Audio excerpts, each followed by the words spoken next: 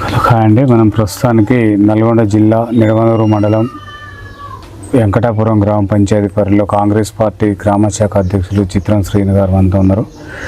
కాంగ్రెస్ ప్రభుత్వం ప్రవేశపెట్టిన 6 గ్యారంటీలు ఏ విధంగా అమలవుతున్నాయి ఇక్కడ మారుమూల గ్రామంలో అడిగి తెలుసుకునే ప్రయత్నం చేద్దాం. నమస్తే సార్. నమస్కారం సార్, ఇక్కడ 6 గ్యారంటీలు ఏ విధంగా అమలవుతున్నాయి? కాంగ్రెస్ ప్రభుత్వం ప్రవేశపెట్టిన తర్వాత, అధికారంలోకి వచ్చిన తర్వాత ఎట్లా ఉంది ఇక్కడ పరిస్థితి?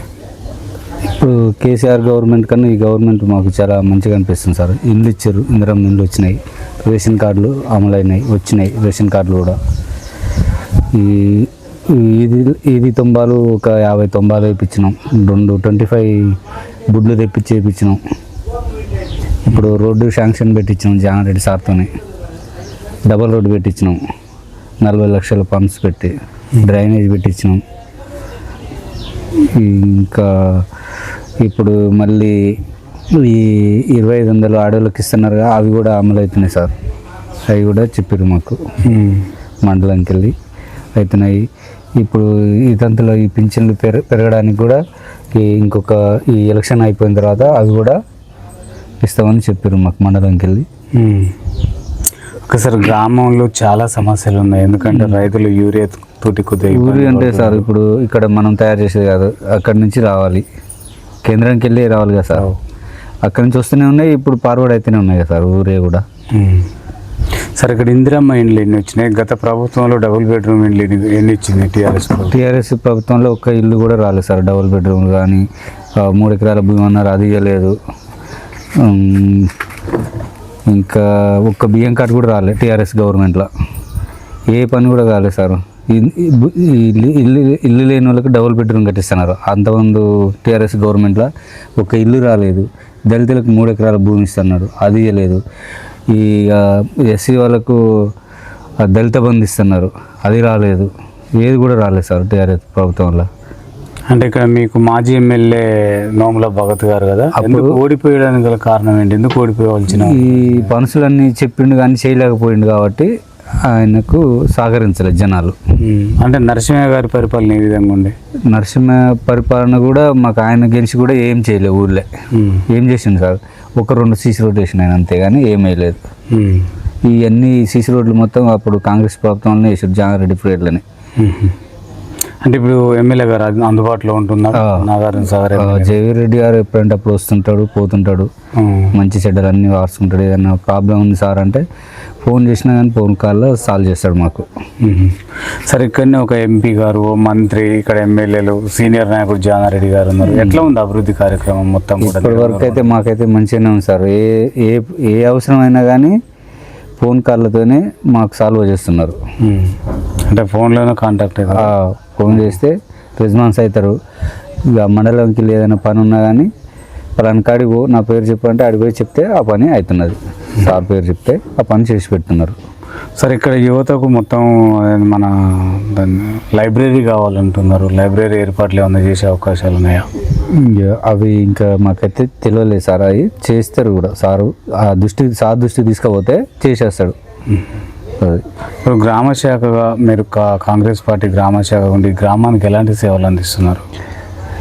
ఇప్పుడు చెప్తుంది కదా సార్, సార్ కాడ మాట్లాడి మా వెంకరెడ్డి దొరవారు ఉన్నాడు, ఆయనతో చెప్పించి ఎమ్మెల్యే గారితో చెప్పిస్తే ఒక 45 తొంబాలు వేయించినాం. ఈ నెలలనే 2 25 కేబుల్ బుడ్లు వేయించినాం ఊళ్ళో ఈది లైట్ల గురించి.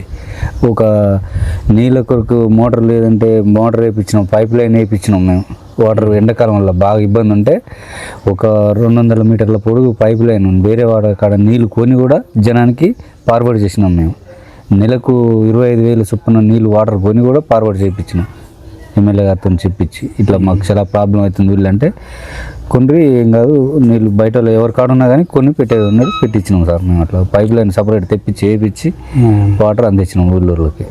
సార్, ఇక్కడ ఈ 6 గ్యారంటీలో ఒకటైనా ఉచిత బస్సు రావట్లేదు? ఉచిత బస్సు వచ్చింది కదా సార్. ఈ ఊరికి బస్సు రావట్లేదు, ఈ ఊరికి బస్ సౌకర్యం లేదా? ఈ ఊరికి ఇంతకుముందు లేదు సార్ బస్సు. ఇంతకుముందు ఇట్లా ఒకటి ఉండే, ఎర్రవెల్లి కానుండి ఇట్లా ఉండే, మళ్ళీ జానారెడ్డి సార్ ఉండి ఇట్లా మార్పాక్ నుండి ఇట్లా మా స్టేజ్ దగ్గర నుండి మార్పాకు ఇట్లా మాదారం ఇట్లా పోయేటట్టుగా చేద్దామని అన్నాడు. అడిగితే మేము మరి అవుతుంది మాది ప్రపోజల్ వల్ల. అంటే ఇంకా కాలేదు. మేము ఒకసారి చెప్పినాం సార్ దగ్గర పోయి, ఇట్లా మాకు బస్ సౌకర్యం లేదు సార్ అంటే, చేద్దాం బస్సు ఇట్లా వెళ్ళి ఇట్లా మాదారం నుంచి నల్గొండ పోయేటట్టుగా, మళ్ళీ నల్గొండ నుంచి ఇట్లా వచ్చి మీ స్టే కాంచి ఇట్లా పోయేటట్టుగా చేద్దామని సార్ చెప్పిండు. సరే, నిడమనూరు మండలంలో గ్రామ స్థాయిలో మొత్తం రోడ్లు కూడా అధ్వానంగా ఉన్నాయంటున్నారు సార్. మరి ఆ రోడ్డు నిర్మాణాల కోసం మంత్రి గారు ఏమైనా కలిసడం జరిగింది? నిడమనూరు మండలంకి వెళ్ళి ఉన్న రోడ్లు మొత్తం మన కాంగ్రెస్ హాయం వల్లనే వేయటం జరిగినాయి. ఇప్పుడు కూడా మళ్ళీ కాంగ్రెస్ హాయం వల్ల జానారెడ్డితోనే ఆ రోడ్లన్నీ అభివృద్ధి అవుతాయి. వేరే వాళ్ళు వచ్చారు కానీ ఏడ కూడా వేయలేదు. ఫస్ట్ ఎప్పటి నుంచి అయినా ఫస్ట్కి వెళ్ళి కూడా జానారెడ్డి హాయం వల్ల కాంగ్రెస్ల నుంచే జానారెడ్డి వేయించిండు ఈ రోడ్లన్నీ. ఇప్పుడు కూడా చేసేది ఆయనే చేస్తాడు పని, ఏ ఒక్క పని అయినా. మాకు ఈ డొంక ఒకటి పెట్టించినాం, ఆ డొంక కూడా సగం పోపిసినాం. వర్షం వచ్చి చెర్లకు నీళ్ళు వచ్చేసరికి మట్టి లేక ఆపేసినాం. అది అప్పుడు భగత్ పెట్టిండు, నేను చేస్తాను ఒప్పుకొని పోయిండు, గెలిచిండు, కథం ఇక ఊళ్ళోకే రాలే ఆయన. అప్పుడు మన జేవీ రెడ్డి సార్ వచ్చిండు ఎలక్షన్ మూమెంట్లో. అది ఎన్ని రోజులు ఉన్నది, మన పరిధిలో మనమే చేయాలి, మనమే గెలవాలి, మనం చేస్తాం ఆ రోడ్డు అన్నాడు. ఆయన మాట ఇచ్చిండు, ఆ రోడ్డు పెట్టించిండు. ఆ రోడ్డు సగం పోసినాం, మట్టి కూడా మొన్న ఒక 2 నెలల కింద పోసినాము. వర్షాలు వచ్చి చెరువు నిండింది, ఇంకా సగం ఉంది. ఆ సగం కూడా వర్షాలు పోసినాక అది పూర్తి చేస్తాం మేము. సరే, ఈ విలేజ్లో బాగా ఎదుర్కొంటున్న సమస్య సార్ వీధి కుక్కలు చాలా విపరీతంగా ఉన్నాయి, మనుషుల కంటే ఎక్కువ అవి పెరిగిపోతున్నాయి అంటున్నారు. మరి దానిపైన చర్యలు ఏమైనా ఉంటాయా?